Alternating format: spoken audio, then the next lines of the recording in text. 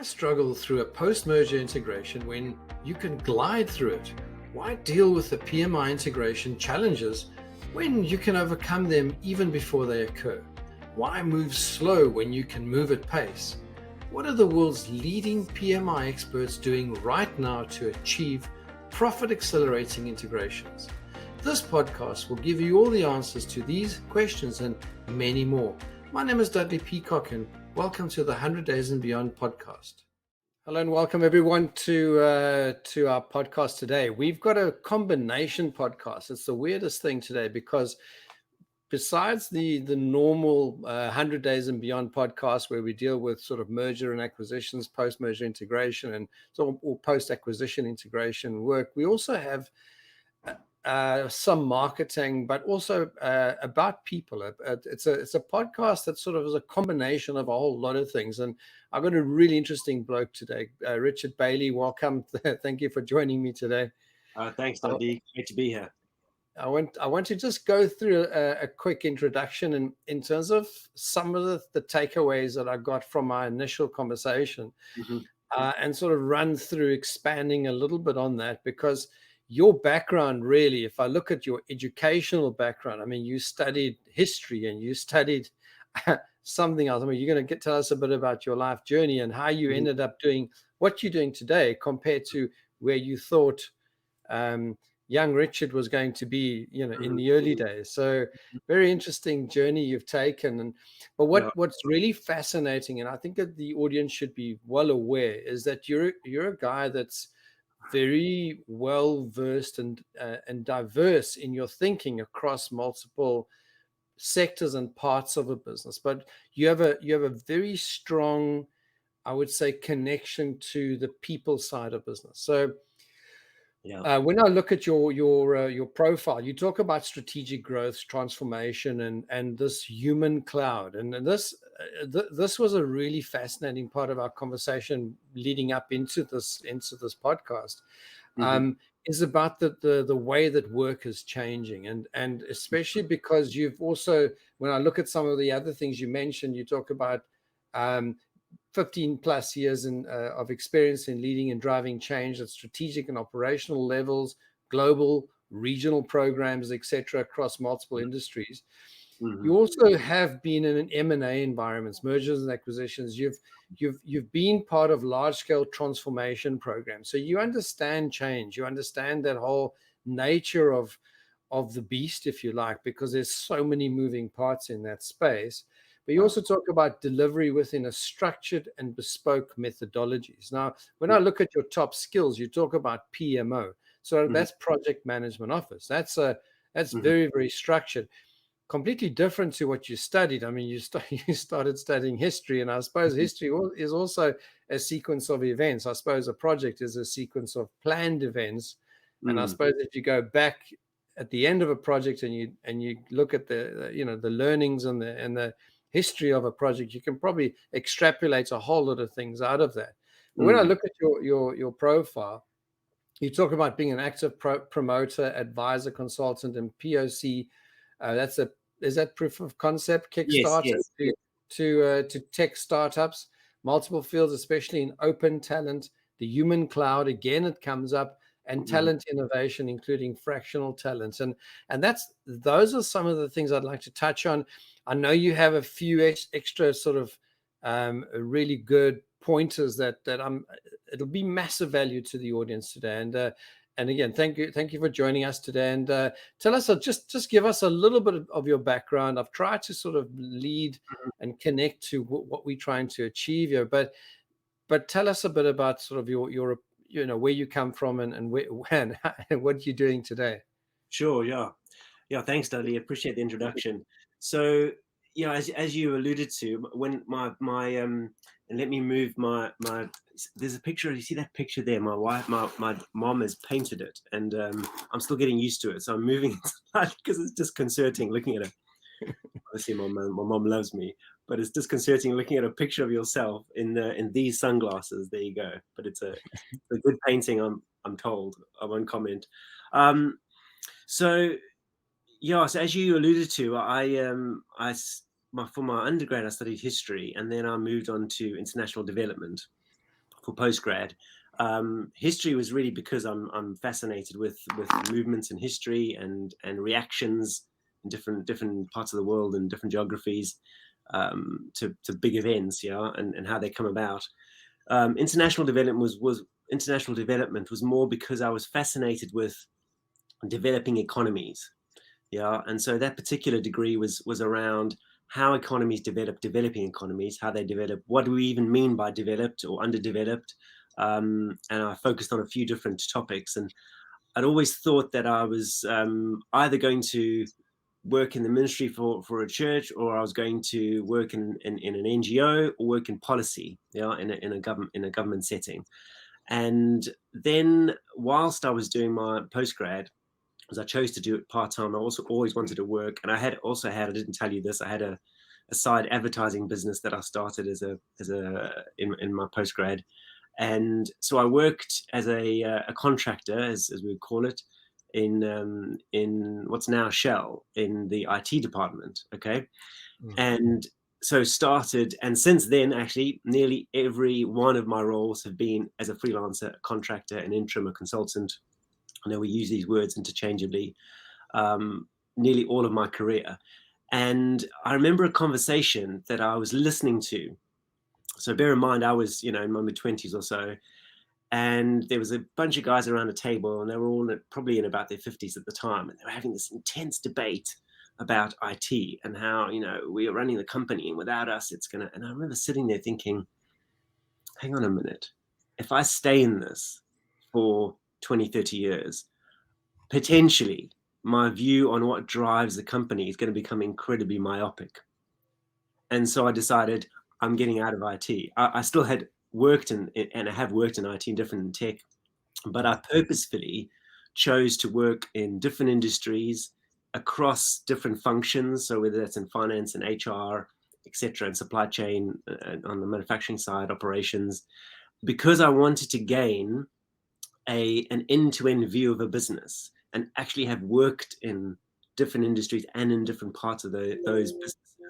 So that at the time, I thought, look, in 20, 30 years' time, I don't want to be sitting around a table thinking of the world in a myopic way. I want to be able to go into any company and add value at a strategic and operational level, and then be able to look at it end to end. And as we talked before, there's absolutely a place for having a specialism in a certain vertical, but there's also a value to being able to look across an enterprise and see how each part knits together. And so it's not surprising that I found myself in the PMO type world, which is all about pulling things together to govern a bunch of projects or initiatives.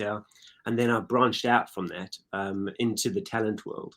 So, and that's been in the last 4 or 5 years, and pre-pandemic, as I became more fascinated with the future of work. And at the time, it was the question driving me was, what is the future of work in 2030? Okay, what is that going to look like? I happen to have been working with a scale-up company, which was through a large corporate. It was their corporate innovation arm that they'd acquired a piece of, and that was specifically in the talent space, building private talent pools for companies. And they were acquired by another company.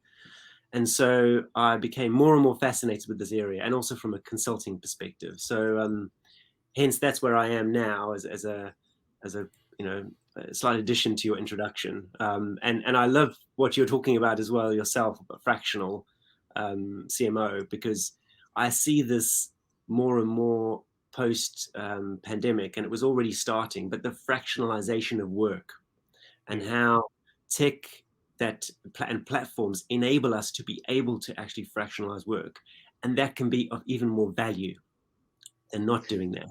And this is where I think that the discussion around talent needs to go.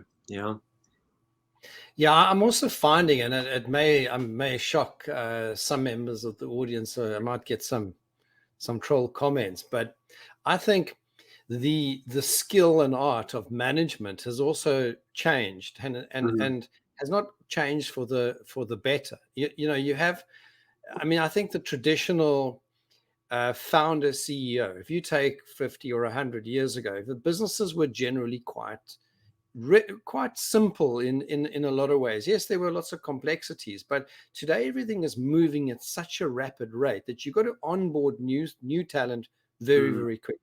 They've got to perform and be able to deliver results very, very quickly. They got to start, hit the ground running, and management as a discipline or a skill is struggling, I think, to keep up with that fast pace of change. I've been looking at sort of the SaaS environment, if you like, those new startup SaaS companies, everything has lots of bling and shiny things on the outside, but on the inside, the standard business principles apply, but everything is done at a fast pace. They must onboard people quickly. They must find people quickly. They must place people quickly. They must understand what the strategy is, who the ideal customer profile is. What is their sort of manifesto? I mean, what do they stand for? I mean, what is the product supposed to do? What's the outcome of the product or service or whatever? What's the product market fit? And do I have the right pricing? Do I have the right delivery mechanism and onboarding of customers? And then how do I stop churn and things like that? That's only in the SaaS environment. I mean, if you look at across multiple industries, I think management is under massive pressure. I think that's if you look at the PMO as that space, and I'm just going to throw it out there as a curveball. I think it's almost like sometimes like herding cats in a way, because you've got to try and keep everyone doing their day jobs in a standard organization, plus deliver on certain projects that are managed or by non-line managers. So you have line management, and then you have non-line management, and you have different deliverables, different KPIs and new KPIs. And especially if you look at M&A and post-merger integration work, there you get another layer of work that gets added onto your normal day job over and above all the internal projects that are that you have to deliver inside a company. So, so I mean that's where I see the major challenges across the workspace, and how that's accelerated over the last few years, especially. What's your comments on that sort of that view that I have? So, I mean, firstly, just to come back on the PMO point, the history of that as a governance structure, a management structure, it comes from the military, and in the 40s, 50s, 60s, and it moved into the corporate world. And like you say, even in the M&A space, there is a place for a PMO, and it'll be called something different, but it'll have a similar functionality. Being able to oversee the process of the IMO, the Integration Management Office. So exactly. It's just a different name, but it's a PMO essentially. And I've heard different acronyms in the IMO space, adding bits on, adding other acronyms to kind of make it more end to end. But I think for me, part of this goes back to, as you say, there are certain business principles that are actually, when they're done well, it's done. If you did it in 1950, 1960, in 2030, 2050, they're all still applicable. Partly because it's to do with people, and people don't change really that much. And so I think what I've seen in that space is not having extra layers of, and specifically in that space, of governance for the sake of it. So this is why now when I get involved in PMO work, I don't typically do I'm going to administrate, because I've also worked on the other side where I'm reporting to a PMO, in that setting. And to be honest, sometimes it's a complete waste of time. People are just annoyed at you. Why are you coming to ask me this, whether I'm green, red, or whatever? I've done my deliverables, except it's just, you're distracting me from doing whatever I'm doing. And so for me, part of the skill of this is being able to figure out, in my business as usual, how do I integrate that change, in the management structure? Because typically what happens is there's the, what I call keep the lights on organization, and then there's a layer on top as we're starting to change things. And so for me, the challenge from a leadership perspective is integrating those two as fast as possible, so that lights on becomes the change. Yeah, and it's not easy by any stretch, but that's why fractional talent is so important, because what you can say is, look, what is our goal? What are we trying to achieve? What particular financial objectives, product objectives, whatever that is? And also have an understanding that we probably don't have everything we need in the given organization in terms of people. So how are we going to your point, as fast as possible, use what I call the human cloud to and leverage that experience that is out there right now to help us accelerate and integrate those two. You know, so I think that for me, that's where I would comment back on what you've mentioned there. But it's not an easy thing, and you know, hence people are constantly having issues with this. But it's really important, I think, as a leader, to be able to understand what are my levers from a people perspective. Yeah, because people deliver in businesses at the end of the day, and tech is there from my perspective to enable that. It's not the driving force, and so we have to figure out the best processes that actually support the people to work to whatever objectives. Yeah, but I would say part of this as well is understanding the maturity state of a given business. Yeah, and so a lot of businesses, as you know, I'm sure the audience appreciates, are in firefighting mode. So it's almost impossible to think strategically if you're in firefighting mode, because you're just trying to put fires out. If someone comes along and gives you an idea that could actually innovate, it's like, well, is this helping me put out a fire? I'm not interested. Yeah, and then you move from firefighting to kind of what I call keep the lights on operational. You haven't even got to a tactical state yet, and you're not even near a strategic state. So part of this as well, from a consulting point of view, is helping particularly a C-suite or the key leaders of a business to understand what stage you're in, and this is all about growth. Yeah, I often say to people that there's a great film that I always recommend people watch, and allied to this chap who's, from my perspective, is the kind of father of change, John Cotter, who's written lots about how people change, how organizations change. There's a film called 12 Angry Men, and it's with Henry Fonda, and it's a black and white film from the 50s. And this film is about, it's set in a jury room. Yeah. And the film, what happens is the jurors are all convinced this person who's on trial is guilty, bar one. And the film is about how this person convinces everyone else that he's actually not guilty, and how they go through each person, finding how people relate. How can I use this person to convince that person? The process of change, yeah, to getting to a goal. And to me, that's the art of leadership, is managing change yourself, but then being able to be an expert at how to manage your organization through change. But you need to know the framework, and you need to be honest where you're actually at.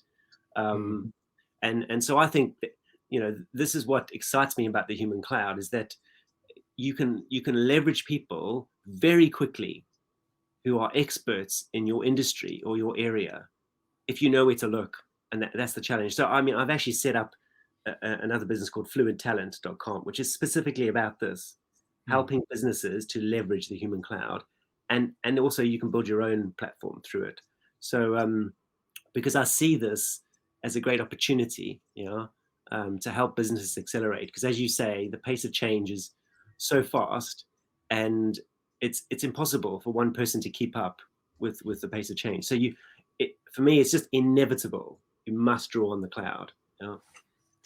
Yeah, it must draw on the cloud. You must draw on the talent that's out there, but you must also be able to manage and guide the right talent. So it's not only the selection, but it's also the guiding of it. And when we spoke before the podcast, you mentioned something which was very interesting, was to try and find the balance between full-time and fractional or interim or part-time or whatever the term is. And I think there's so many different terms out there, but essentially it's a fractional role. It's at what stage of the business, and you're absolutely right, what stage of the business are you in? or that project or division is in, or you could be launching a new product within a stable existing business. I mean, that might be understaffed, and how do you get that fulfilled?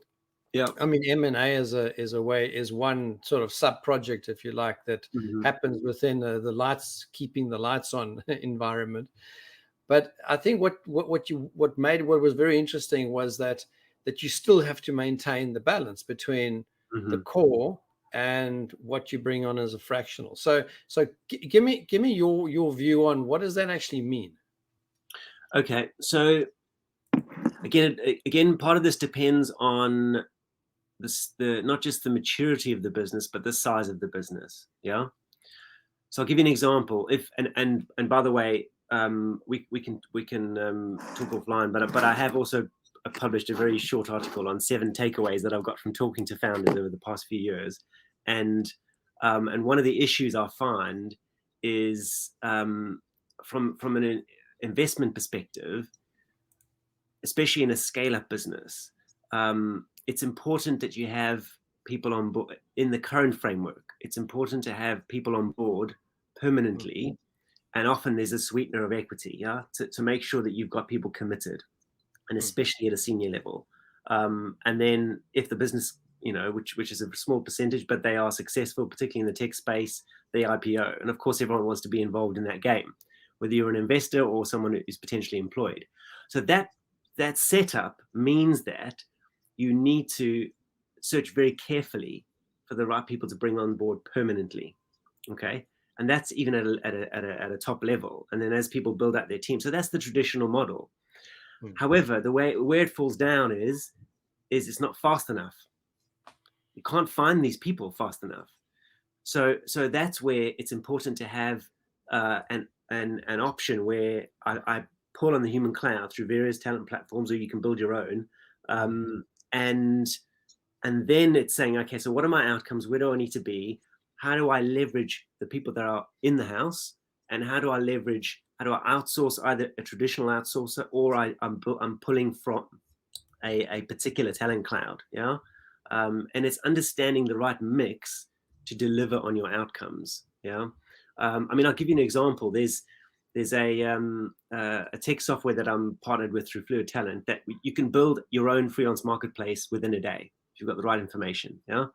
And so he basically, there's a big enterprise that now wants to build 2 of them, okay, for some end clients, particularly software engineers, and another private talent pool on AWS specialists.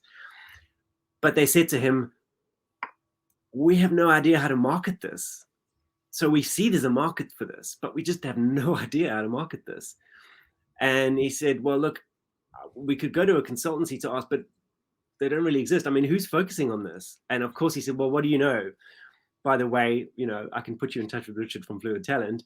We specialize in this. So for me, that's just an example of an established organization that's serving a lot of big customers that see the need for these pools of talent, but actually they don't know how to leverage that and even market it.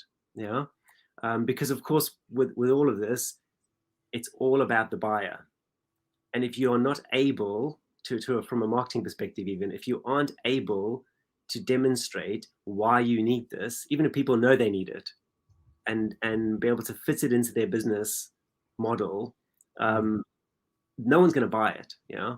So now what we have at our advantage is the proliferation of these platforms, and on a smaller scale, you've got not small in business, but small in terms of things being delivered. We've got Fiverr and Upwork are the biggest examples. Yeah. So if you want someone to go and do digital marketing and run a campaign, you can find someone to do that. Can you find a team to do that? Not yet. Yeah.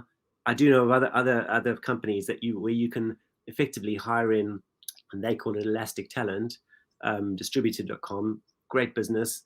And you can hire in whole teams. They can come in and help you develop whatever it is you want to develop. And they've got curated freelancers from all over the world. And they are focused about giving those freelancers the best possible work. But it's highly specialized, and they're not cutting corners. It's really high quality. They've had a lot of investment. BT Digital is another that's partnered with them. So I see this happening more and more and more. Yeah. And so there's a need for people to be able to help, particularly leaders, understand that this is available. Yeah. I People in the think traditional HR space aren't necessarily even aware of that. yeah, if I could just add a bit to that, and that is there's a traditional model, right? So you're running a business and you say, oh, you know what, we actually have a position that we want to create to do a particular thing, or Yeah. we need some additional resource. Let's go out there and see what we can find. Okay, so that's, for me, that's the wrong way around. You should be having, and I love this word pool, this talent pool, because I think that's exactly what this is. You should be marketing your business, your vision and your whatever, and you should be building a pool of talent that you can draw into at the time when you need it, way in advance of you actually needing it. Yes. But who actually thinks about that? So I think you mentioned earlier in the discussion is, that you're in this what is this, fire mode, or what is it, Firefighting, fighting and firefighting mode, where you're still just trying to beat the fires up, but you're not thinking about hiring new people. It's just like, geez, there's just so many balls up in the air. But in fact, that's the right time to do it, is to start, and if you've got the capacity, of course, and the mental capacity, that is. But it's to go and build a talent pool long before you need it, being able to articulate what the vision and the direction of the strategy and the strategy of the business really is in terms of where you're going. Because, and I think this is something that you mentioned, and I thought, Richard, you are so right, is the talent pool out there have their own value propositions. They are actually marketing themselves on an individual level or at a group level as having a particular value proposition. In other words, they have a skill set or an ability or something that they can bring to your business, and that they've decided to narrow their market, their niche, their target for that particular role. So now, if you're going out and you're looking for talent, you're actually going and looking for another service provider in actual fact, not another person to come and work for you. Yeah. And it's not like they're sitting there waiting for you to make the call or send the email, or like, would you like to join the company? They're out there selling their services to other companies already. Yes. They are fractional already. They have identified their own, and I'm not saying all of them, but they've identified where they are good, what they enjoy, what they don't want to do. Because they, the talent that I've taken on, over the last few years, and especially now, is you have this conversation with a person, and they actually a lot clearer about what they can and can't do, and will and will not do, and in terms of their purpose and what they want to fulfill in their own lives. It's like, wait a minute, who's actually having the interview? Is it the employer, or is it the person that's fractional? And I think all of a sudden that dynamic has changed. And I think, I don't know what your comments around that is, but I think the advanced creation of a talent pool makes a lot more sense from a business point of view now than ever before. Yes. So I'm sure, so you'll be aware, and your audience, of a more traditional part of a business in finance or expertise, FP&A, financial planning and analysis. And when that's done well, it's fantastic. And you've got some really good forecasts, you're constantly analyzing it, etc. So I say, well, you need talent planning and analysis. You've got to figure out what does your partner need to look like? You need, and look down the road. Now, so there are some companies that I know of, I've worked with.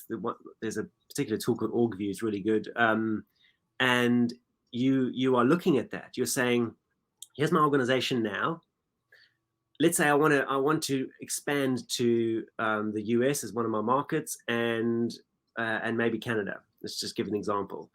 And so what does that mean for my organization? I know what it means financially, but what does that mean for the kind of people that I need to have, and where am I going to get them from? Yeah. And so from a financial perspective, you can build different models, and you can start to see, if I do this and that, okay, here's going to be the outcome. This is what's going to happen to my P&L, my EBITDA, whatever. But from a people perspective, it isn't always so specific.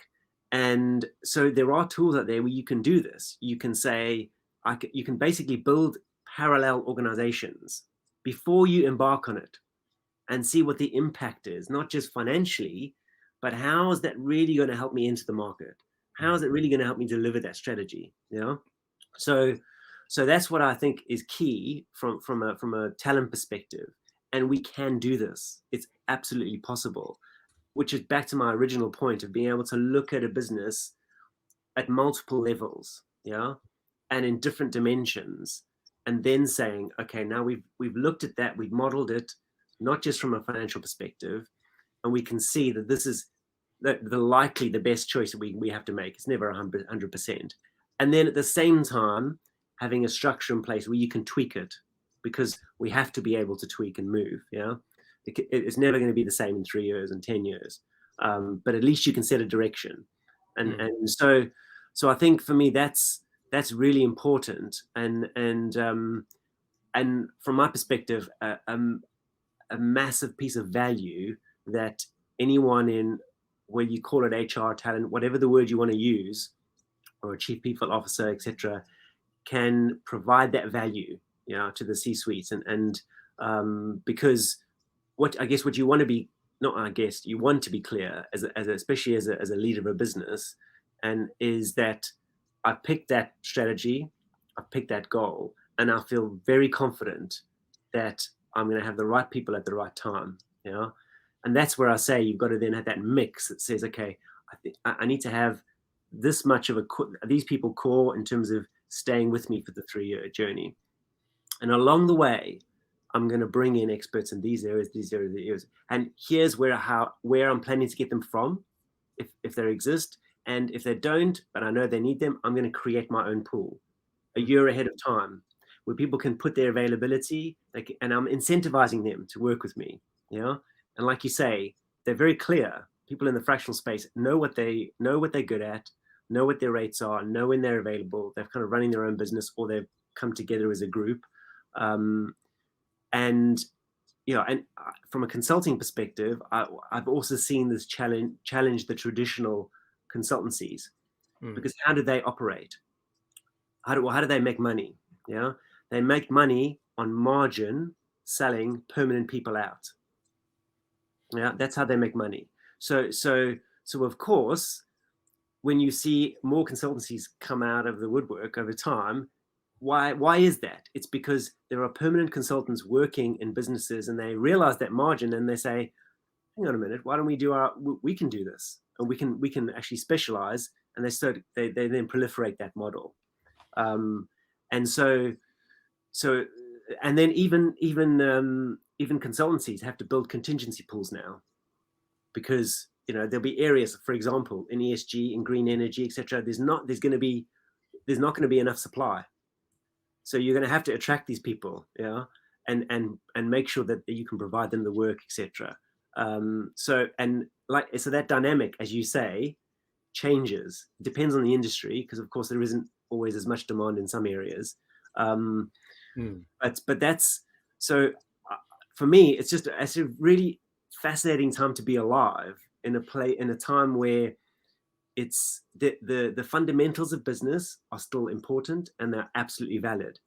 But we also have to understand that there are also changes in models, and because of the technology we have, we can see how we can pull these worlds together, and see the end-to-end piece as one. And that's what it, for me, is just fascinating, and we're completely able to do that now. Yeah, and I got to say, I mean, I've been in and out of businesses, consulting, and that probably almost 30 years now. And that's consulting on the tech side of things as a fractional CMO. I've done a whole lot of projects with different types of companies, and it's been so often that you go into an organization and someone has been recruited. They've joined the company. They've been given the traditional job description. Mm-hmm. But by the time you arrive and you engage then with the client and you say, okay, tell me who's your people and sort of where's the structure? Tell me why this person is doing that. What are they reporting to, and so on and so forth. And you start unpacking that a bit, and then you realize that the original job description that they were hired on and the purpose they were hired for is no longer near what they're doing right now. So they were hired as the bookkeeper, but now they're sitting in the warehouse doing something else, or they were hired as the sales guy, but now they're doing I don't know, customer fulfillment on the back end, and they're helping out with tech support. And it's like, has anybody sort of kept track of that? Is it so that's been sort of what I've realized a lot of times. The more senior, obviously, the less that sort of happens, but again, it does happen. Where now these days it's almost as if management and people that are developing strategy and these models and that have to be so much more visionary, if you like, and more strategic in the way that they structure what talent they need for when, for what deliverable. And I think when you and I spoke leading into this podcast, we spoke about outcomes, sort of trying to work out what the outcomes are that I'm trying to achieve, and not just to fill the seat of the space that needs to be occupied to fulfill a particular task. And it's that fight between, I need someone there to do that, but have I really thought through the outcome I want achieved individually and also as a group, for a particular department? Give me your sort of expanded thoughts on that.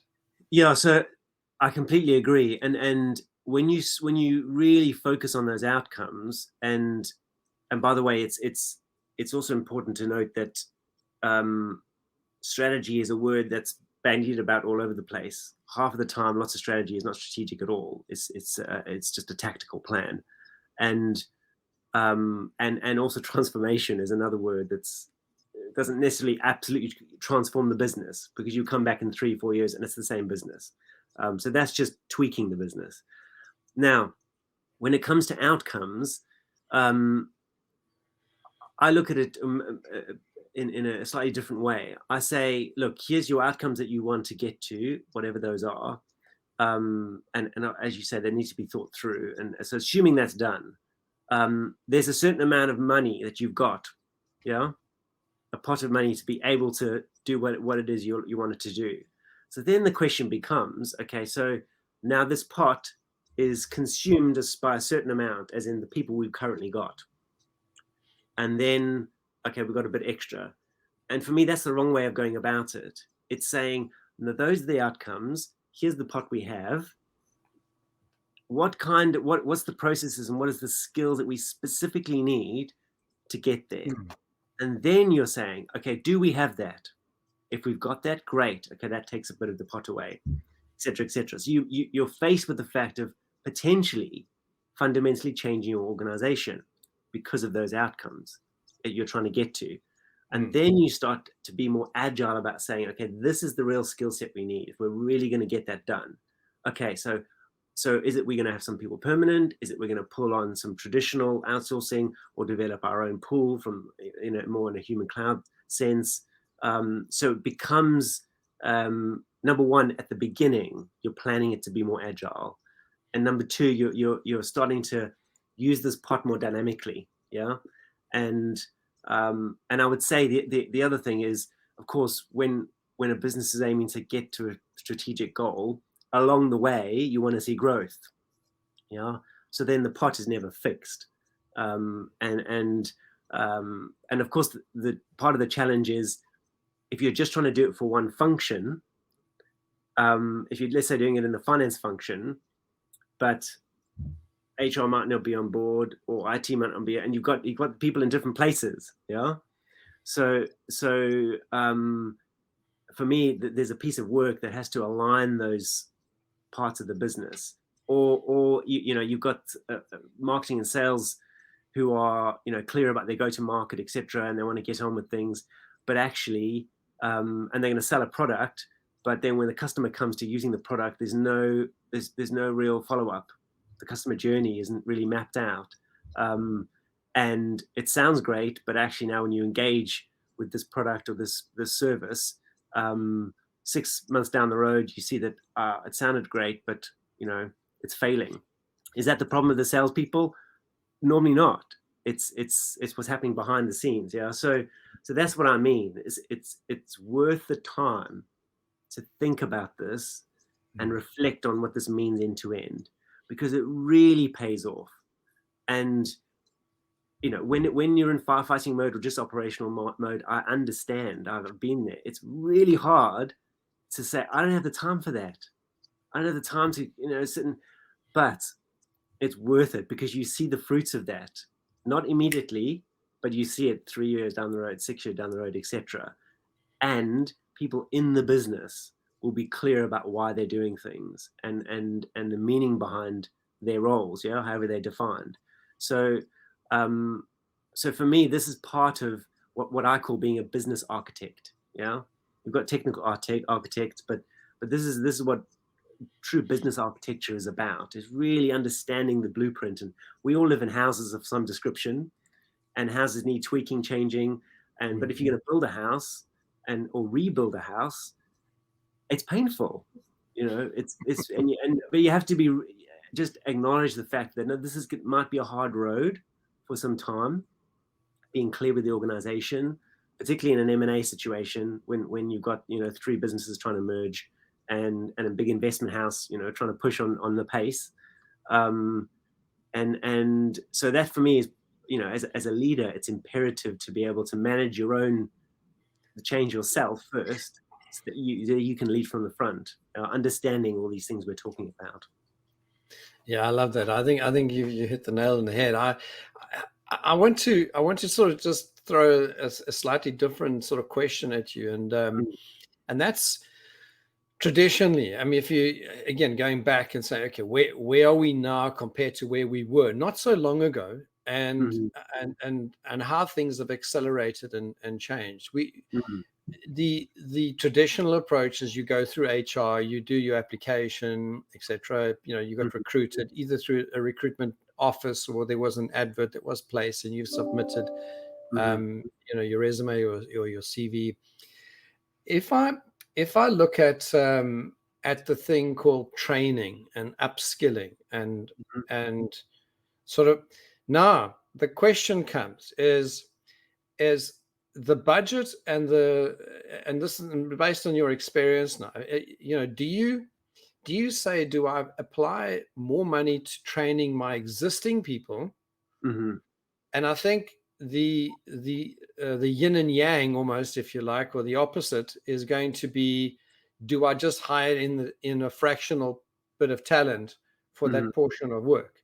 Is it where, and I think that's a strategic question, is do I take, maybe it's tactical, I don't know, but do I take my current core workforce and rather skill them up in terms of their ability to be more clear about what the outcome is we're trying to achieve, and be able to brief and onboard fractional talent better? Maybe that should be on someone's CV or resume. When you're employing them full time, do you have the ability to articulate and clearly explain and onboard new talent, or part-time or fractional talent? That's for that. That could be a training requirement that's not, I don't know if it's massively available at this stage, but it could very well be a very good thing to get involved in. And on the flip side is it really worth training somebody, a full-time employee, because they may or may not leave the organization because they might find a better opportunity elsewhere? Now you've invested in an individual where you could maybe just have gone into your talent pool, drawn in a bit of additional talent, got the particular KPI performed, or the job or the outcome or whatever it is, or just use that person from time to time as and when you need it. And that's where the fractional comes in. Yeah. because they understand your organization, but you only use them when you need them. So I just want to get your view on training versus bringing in external talent. Yeah, love that. So I think part of this goes back to the point about strategy or direction, or what you're actually trying to achieve. Yeah. So and it's the stage of the business as well, in terms of how much you can invest in helping your existing staff to grow. And because it goes back to saying we need these outcomes, and this is the kind of skill set that we need to get there.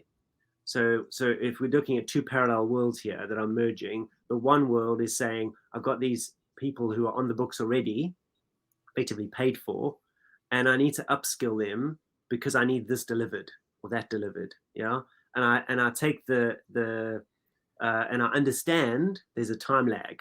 Okay. But also, of course, people benefit from being upskilled, and they grow, and there's potential for their careers. Yeah. And there's a whole proposition around that the company needs to make, so that people are staying and they feel like, look, I'm really growing here, and of course I'm going to commit to this.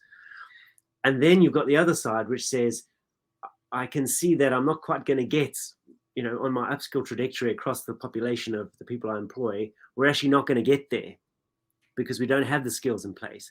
And that's where you've got to say, no, we have to, within the process of growing our business, have fractional talent, that is delivering on those outcomes. And the other thing I would say is, what I've often seen as a consultant going into organizations is sometimes people feel threatened. They go, oh, this person's a consultant, they're on some day rate, etc. And if someone isn't in that world, they don't appreciate that you're still building your own business especially as a consultant. If you're in a smaller business, it's not like everyone's being, sitting on yachts, but that can be the impression. So I think part of the challenge is also to educate current staff that are going to stay with the organization. Look, we're bringing people in because we've got a specific outcome. Some of those people may actually stay, come in as fractional talent. But I would say, for me, where I've seen consulting work best is part of the role of those people, the teams or the fractional talent you bring in, if it's an individual or teams, is to actually do a really great handover process to people internally. For me personally, when I'm consulting in a place, I will never leave somewhere if I feel like I haven't done a good handover and I haven't upskilled people in the organization. That's part of my own remit. Yeah. And so I'm delivering on things, but I think for me, that's part of the challenge, is saying you're coming in to do this and this, but I know, for example, I might have some less experienced people who I know are on this upskill trajectory. I'm going to partner them with this fractional talent that comes in over time, because guess what? They're gonna learn tremendously from those people, because they've been around different organizations and they can bring new perspectives. And so I see this all the time, and for me as a consultant, it's really meaningful when I take even the organization I'm working with now built an on-demand platform in a recruitment space. I seek out the people who want to grow and say, let's get some time. How can I help you? And, how can I use my experience to?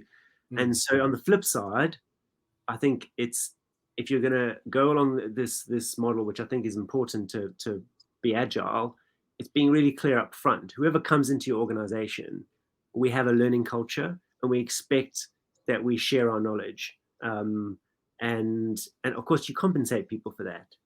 It's people spend years building a network, building knowledge, and if you want the best people in your organization, then you've got to pay what is the market rate. So I think that's how I'd answer that. Is this doesn't in any way change that you've got to upskill your people, but it's how you do that. And there's also some really cool companies I know in the learning space that are doing amazing things in terms of using AI, etc., to help people to grow, and very personalized training. But yeah, that's a whole a whole other topic. It is a whole other topic, but you answered it very well, and I appreciate the thought that you've been putting into it. So when I look at that that space in terms of the transfer of skills, I think bringing in someone from a fractional point of view is massively important for improving your permanent staff skills, but also bringing in tools, bringing in methodologies, bringing in practices and procedures that work elsewhere. Yeah. And again, it comes again in cross pollination, and it's I think in the old you studied history, the tribes used to, as soon as the blood started going, there was a bit too much incest, if you like, they went out to other tribes to get new blood into the that was a thing. And it's almost like the same thing happens to companies. When you just have you're rotating the same staff, you don't necessarily have the same cross pollination, you don't have the transfer of skills, you don't have external people asking different questions, and asking questions that you assume the answer, and you assume that the person that you're working with has the same answer as you. I mean, I've had it, and you must have seen it in consulting arrangements. Your initial intervention is get everyone around the table. Okay, tell me what do you guys, where are you? Tell me, answer these questions, and then they start disagreeing with each other. And I mean, I've had it once where I've had the directors almost grab each other across the table because they thought the other one was doing this, and they actually never really sat down and really thrashed it out. What are the real questions? So, this catalyst, I think you mentioned that, the catalyst for change and so on. I think people are massively important within organizations, but also bringing in that transfer of skills, but not just that, but transfer of process and transfer of external ideas, but also the ability to question the status quo. And I think the biggest danger of most organizations is being stuck to the status quo. I mean, that for me is probably one of the Achilles heels of most organizations. And that's why it's good to bring in some additional outside talent and ideas. Yeah. I mean, on that point, one thing I've learned that's really key. I've learned it from mentors of mine, from books, from personal experience, is having a clear agreement from the leaders of the organization on the way forward, and then always bringing people back to that. So, for example, there's a firm I'm doing some side work with at the moment, and they have a particular proposition in one area of their business, but in the other, it was, we help all businesses. And then I said, well, then you have really nothing to sell because people don't know what you're about. You need to be very specific, in terms of your market proposition. And so we worked a bit on that. And then about 6 months down the road, we got to a point and it was like, well, I'm not sure, is this really our business? And then I've turned around and said, look, you told me 6 months ago, you don't want to continue the way you are. You told me that if you carry on the way you are, you're not going to have a business to sell in 10 years' time. Do you remember you told me that? So I'm telling you, if you want to change, we have to go down this road. You can keep doing what you want to do, and that's your choice if you want to do that. But remember what you told me. You told me you want to change. So let's get to it. So I think for me, this is where, as human beings, we fear change, and it's hard, especially if you've been going on the same track for a long time. And it happens in a personal situation, and it happens commercially. So the other dynamic, Richard, I want to interrupt you quickly because we're going to run short of time, and I just want to make sure I get this last question in. Do you feel, as a consultant and doing fractional work and doing work with multiple entities, that because they've brought you in, it's almost like there's a new set of a new thinking of accountability?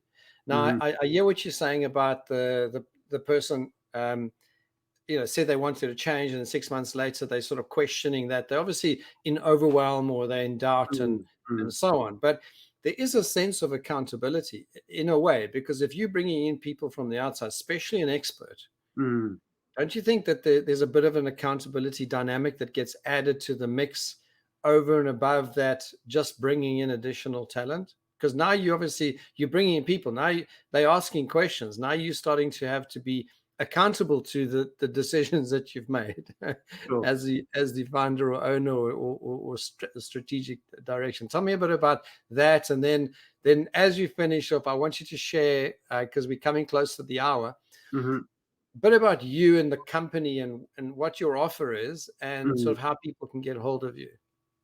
Okay. Yeah. So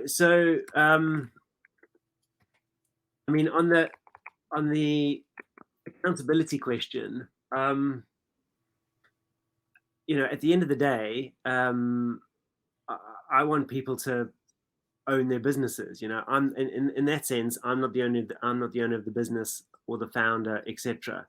So my job is to make sure they succeed. That's why I'm there. Yeah.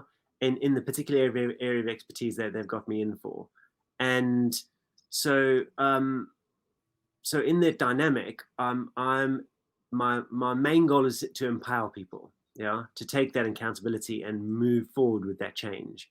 And so I think for me, I'm really clear when I need to push back, and when I need to accept things that says, okay, no, actually this is on me, and I've said I'll do X, Y, Z, and if you're not happy with that, that's fine. Let's work through that, etc. And we tweak the deliverable, or if for some reason it hasn't met the deadline, whatever it is, that's on me, and that's where I'm accountable for whatever I've said I'll do in that particular business.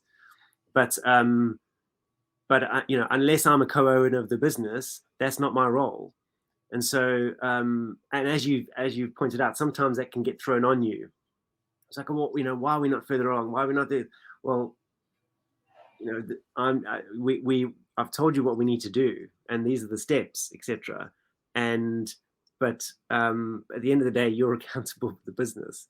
And so I think for me, what's important is developing that dynamic relationship, such that you just have to be really clear on your own role. Otherwise, it becomes murky, and there's lots of emotions. But if you're actually really clear on the deliverables and the outcomes, I've seen this with massive teams, with small teams, if everyone is clear on what they're trying to do, and you've got it down on a plan, and you know how you're going to get there and who's going to do that, it actually takes away a lot of the emotion of change, because you're always focused on these specific goals. And that's fine if we need to adjust them, change them, but it kind of clears the air. Hopefully that answers. No, it really does, and it's well answered. So tell me a little bit about the audience, about your company, what you do, or who you are, and how they can get hold of you if they want to work with you. Yeah, so I mean, I do a number of different things, but in this specific space, the company I'm with is called fluidtalent.com. So this is something I set up with a founder of another tech firm, and it's the consulting arm of that. Yeah, so Fluid Talent, it's a specialty talent consulting business and technology company. So what we do is we support businesses with open talent innovation. Yeah, so it enables you from a tech perspective. We can build a freelance marketplace for you in a day, very fast, in whatever. So if you say to me, I want to build a freelance marketplace specifically for SAP for HANA Cloud specialists with 10 years experience who've worked in big enterprises of this size, I can build that for you within a day. Yeah. And we can tweak it, etc. And then at the same time, from a consulting perspective, I can then talk to you about how to market that and how to integrate that into your current processes. Or from a strategic perspective, okay, how do I incorporate this into my business model going forward? Yeah. So that's, and it's not necessarily just about the human cloud or the freelance human cloud. It's also about the mix of permanent, of freelancers, of outsourcers, and how do I leverage all of that to best fit my business outcomes. And then there's a separate business I have called Centric Global, which is more about strategy and growth. and saying, look, okay, you're in this place now and you want to get there.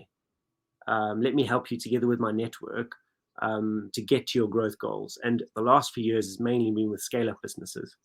So I sit with founders and I say, well, oftentimes founders, particularly in the tech space, love their product. And they're just, they can talk about their product all day, but aren't necessarily focused on building a business. Yeah. And so I've done a lot of work in that particular environment, saying, okay, so what do you want to do with this business in 3 years' time? Do you want to exit? Do you want to be bought out? Do you want to merge? What's your funding life cycle? Have you thought about that? We've got this amazing product and everyone's going to love it. And, well, yes, but how are you running it as a business? Yeah. And so it's one of the, I've got 7 key takeaways from founders and I've spoken to the last few years. And one of those is don't just focus on your product, because your product is not your business. The product is part of your business. Yeah.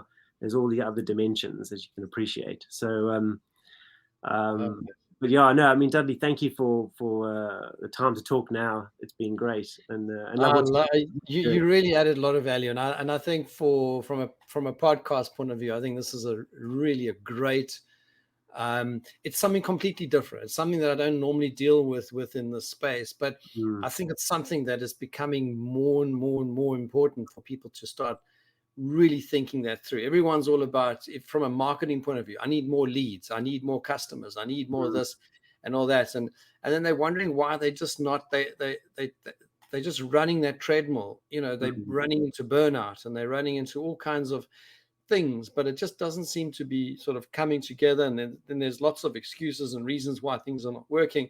But this has become probably one of the most prominent parts of growing and scaling a business. And even when it comes to exit, if you've got access to the right talent pool, because isn't that what buyers are buying at the end of the day? Yeah. Not just your product or your service or all that, but it's your ability to deliver on that promise. I come to Peter Drucker. He says, the purpose of any business is the acquisition of customers and the fulfillment of their needs. That's it. And you're really building a framework to be able to do that for a product or service that ever's going to market. That could be for you individually, or it could be for an organization, or it could even be for the fractional people that you bring into the business as well. And it applies to everybody. Yeah, and it's I would say that I'm very well networked in this space, and also know of organizations that are partnered with that talk about what we call network optimization, which is built on about 20 years of research and with some prominent universities, and that is at an enterprise scale, helping leaders in enterprises be able to understand network optimization, and the talent piece is a part of that, a massive part of that. Because what's interesting is, so from an IT perspective, we used to have on-premise, you'd have on-premise servers, et cetera, et cetera, et cetera. And then things went on the cloud. Okay. In the talent space, it was all about on-premise and someone's living in my particular geography, et cetera. And now talent's moving to the cloud. And what's interesting, there's a piece of research that actually the rate of growth and how it's moving is very similar to what happened in the kind of hardware to cloud space. So yeah, it's an absolutely fascinating area. But I guess what I'd like to put to the audience is, this is available now. Businesses can leverage this now. You don't have to wait 10 years for this. This can actually help your business really accelerate. And that's what I'm passionate about, is, look, we all want to grow. That's why we're in business. And it's understanding the best value you can add to your business by leveraging, in this case, the human cloud. Love it, Richard. Definitely would like you on another episode, and we're going to talk a lot more. And we'll probably have a few conversations in between as well. But please come back. I just want to say goodbye to the audience. Just stay on the line, and I'll be back in a moment. Thank you, everyone, for joining us today for another episode of 100 Days and Beyond, the podcast focused on mergers, acquisitions, and sort of post-merger integration or post-acquisition integration. However, I broke that focus today and I've moved into what I think is a massive area that is critical to successful M&A, to successful post-merger integration work, but more so success to business and to people out there in this very, I would say, very challenging environment where we've gone through mass change. We've got people now wanting to work for purpose. They don't want to work for a salary at the end of the month. That is part of it. But a lot of people these days are saying, I want more meaning in life. I want more balance. I want to be able to spend more time with my family, and so on. And if you come across to this space, and I love that last analogy of the movement from on-premise software, IT infrastructure and so on, and software going into a cloud space where people, if I speak to some of the older generation sort of business owners and so on, they're like, I want to see my people. In the old days was I wanted to touch my server, needed to be in my office. My computer that I'm working, I want to be able to touch the box. And it's almost like, I want to have visibility of my people in the office. Now, people are everywhere. And then we were forced into that to a great extent. But thank you very much, Richard. That was absolutely fascinating. Thank you so much. And I really hope you can join us on another episode. Thank you to everyone joining us today on 100 Days and Beyond the podcast. If you'd like to be featured on the podcast, you're welcome to let me know. And if you'd like to hear more about the different episodes that we've published, please go onto our YouTube channel or any one of the other channels and make sure that you like and subscribe. Thank you very much. Have a super week, and we'll speak to you again. Hi, everybody. This is Dudley again. And if you need help with a future or existing post-merger integration, I want to invite you to arrange a free, no obligation meeting with us. During the meeting, we'll find out exactly what you need, what your challenges are, and we'll explain how our unique PMI slipstream method can help you. Simply call us or visit mergerintegration.co.uk. That's mergerintegration.co.uk, or come to our website, skillfulpursuit.com.